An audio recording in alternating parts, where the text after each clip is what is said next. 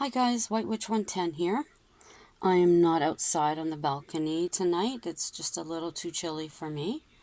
I am in our walk-in, walk-through closet.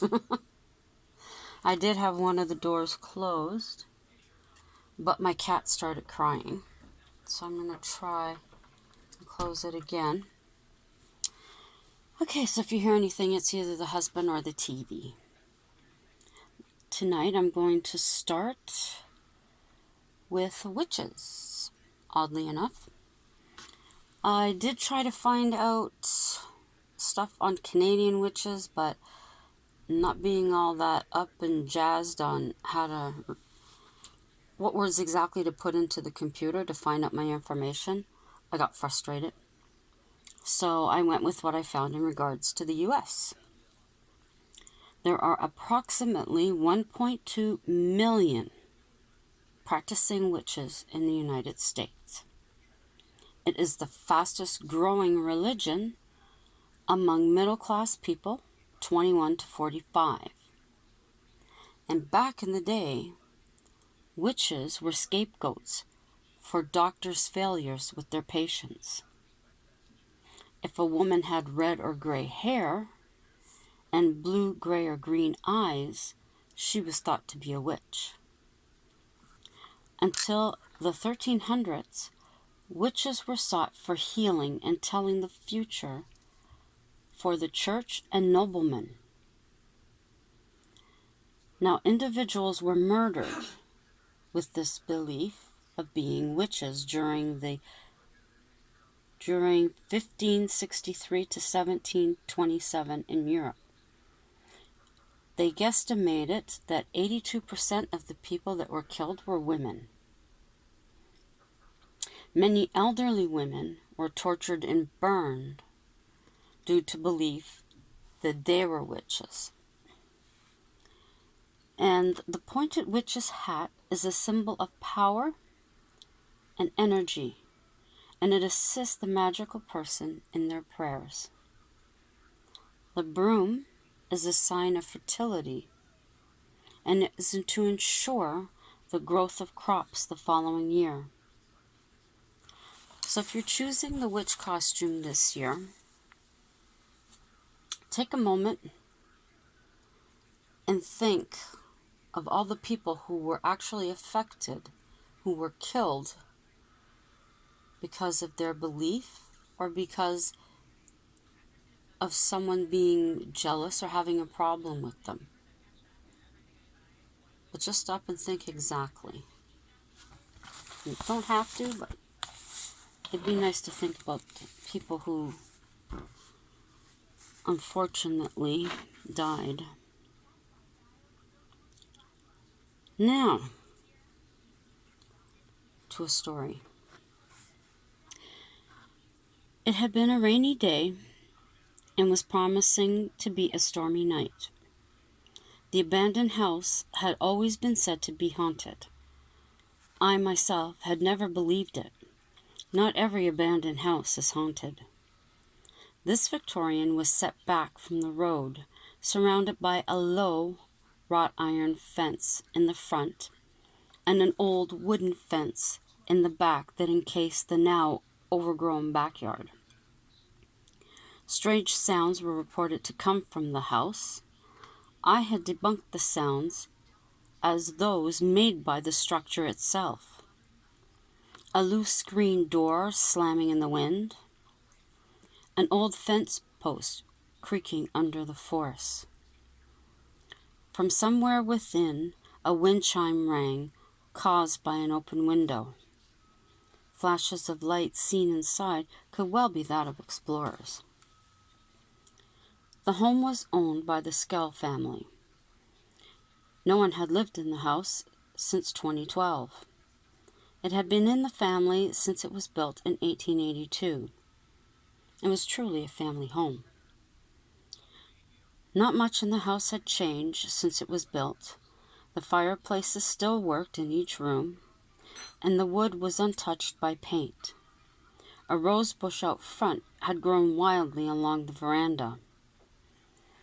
I have passed this place every day for years, and not bothered to give it a second thought. But something about the property had changed. I couldn't put my finger on it, but something was different. The only way I can describe it is an invisible pull between me and the house. I had never been inside, I have only been told about it. Though why that day was this happening? I found myself standing at the gate, wanting to be inside. I shook the feeling off and then continued down the street to my apartment. Later that day, passing the house once again, that same feeling came. My friend Chad happened to be driving by and stopped. He inquired as to what I was doing standing at the house. I explained to him the draw I had been feeling. He agreed it was strange, but he had also noticed something different with the property. I hopped in his car for a ride home.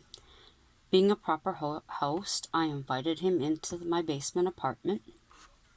There we sat drinking wine till the wee hours. I expressed concern and took his car keys. I informed him he'd be staying the night on the pull-out sofa. I changed the sheets and brought him a pillow. Around 1 a.m., I heard movement coming from the living room. It sounded to me as though my friend were looking for something. I put on my robe and went out to ask what he wanted. I found him fast asleep until I woke him up. I asked if he had been up, and he replied no.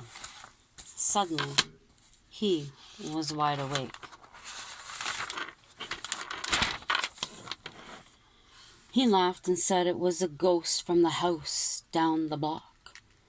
I told him to behave and went back to bed. 3 nights later, I heard the same sounds. Knowing I was alone, I drew the covers over my head.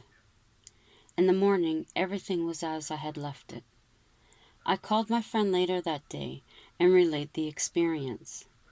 He suggested I keep a journal. Over the next couple of months, I did.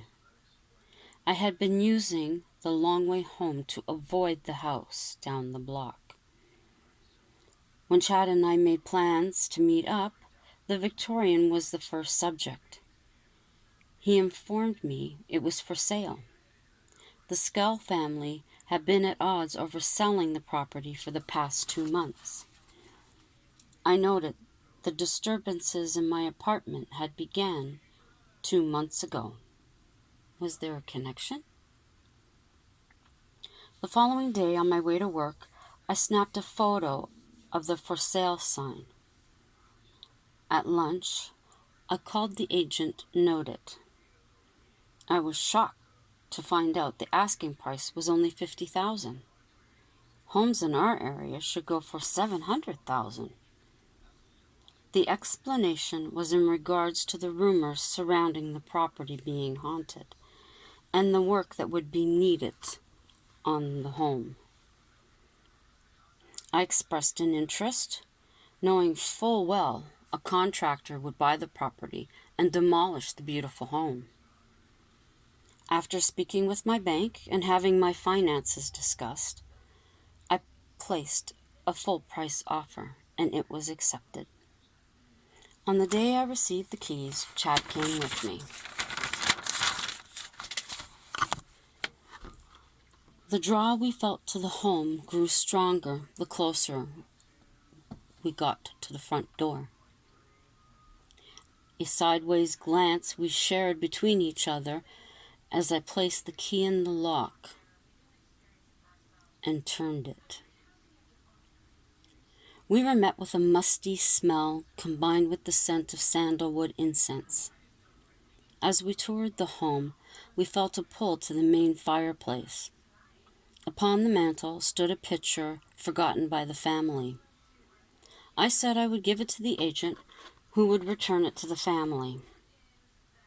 Now back in Chad's car, we took a good look at the photo. It was from the 1890s, and the faces were familiar.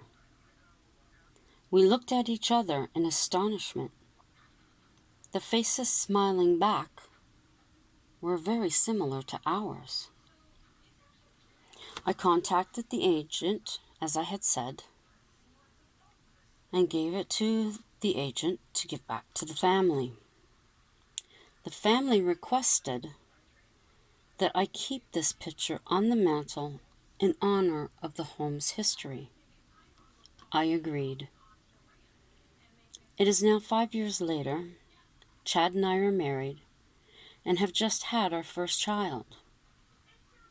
The unnerving part of this whole story is that overnight, a photo has appeared on the mantle. And when looking closely at the photo, it resembles our son. That's that story. Now we will go to that one I said Spadina House, which is in Toronto. It's not that far from Casa Loma. Spadina House was built in 1817 by W. Baldwin, a physician, politician, and lawyer. What a combination. The original house burned down in 1835. It is a Regency-style cottage built on the same foundation. In 1866, major remodeling to the Grand Victorian home began. It was said that there's a spirit that possesses a taxidermied wolf inside the home. And also, staff report a gray mass in private areas of the property where the public is not allowed. But there have been no reports of a death within the house. That was a quick one. Now, the old City Hall in Toronto was completed in 1899. There are two spirits that are said to be in courtroom 33, where they were charged and sentenced to hang. One of the most haunted rooms in the city, in City Hall, is courtroom 33. Two reporters attempted to stay the evening, but left very quickly at 4 a.m. They talked about noises in the empty hallway, footsteps, and also these footsteps walking right up and around them. Also on the back staircase, there are eerie footsteps heard, and an invisible hand that tugs at the judge's robes. The cellar is the former holding cells, and moans can still be heard to this day. Movies such as This Is Wonderful, Flashpoint, and I think Street Legal is a television program, have been filmed at Old City Hall. Now, the next one is the ROM, better known as the Royal Ontario Museum in Toronto.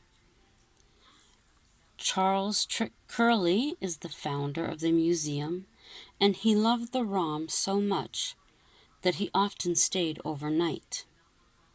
Now, security guards claim to see a man in pajamas and have reported music being heard, but over time, this spirit has faded away. Now, Charles often did stay, and he would walk throughout the museum in his pajamas, and he had the museum built in such a way that he could play his classical music in one location and be able to hear it throughout the entire museum. The European Gallery is one spot where people get very freaked out by the atmosphere, and so much so, the guards refuse to patrol it. One guard observed a woman in a pale dress in the distance. This took place at 3 a.m. He was telling the figure that the museum was closed and that she couldn't be here. He turned away, then turned back, and she was gone. Now, the planetarium, which is right beside the ROM, and as a school kid, we were taken there, lay back in the chairs, see the stars and all that in the dome above. There have been reports of a little girl named Celeste. Now, originally a farmhouse is said to have stood on this property. Her and her father lived there. Now, during a snowstorm, her father tucked her into bed and informed her that he was going to check on the animals and that he'd be back as soon as possible. As time went on, Celeste began to be worried. She was wondering where her father was and why it was taking him so long. She went out to go to the barn to search for him. In the snow and the cold, unfortunately, she died. And when her father completed his chores, he began to walk back to the house and then noticed footprints. Following them, he found the lifeless body of his daughter. Now, it has been reported that she has been seen wandering the property in her nightgown, and that blocks that are there for children to play with, when set up properly in the evening, have been found the following morning scattered all over the floor. The soap dispensers in the washrooms are often found a mess, and this is believed that she has been playing with them. On the third floor washroom, a guard heard a chattering noise, and every hour without fail, when she went there, she heard the noise, and she was so scared that she quit her job. It turns out later that it was just an air freshener that was in the bathroom. So those are a few of the stories for tonight. I don't want to give away too many of them. Other ones that I will be telling you about later: Elgin and Winter Garden Theatre, the Royal Alexandria Theatre, Runnymede Theatre, and Osgood Hall. So I hope you enjoyed those this evening. I'll also have some other things in regards to Halloweeny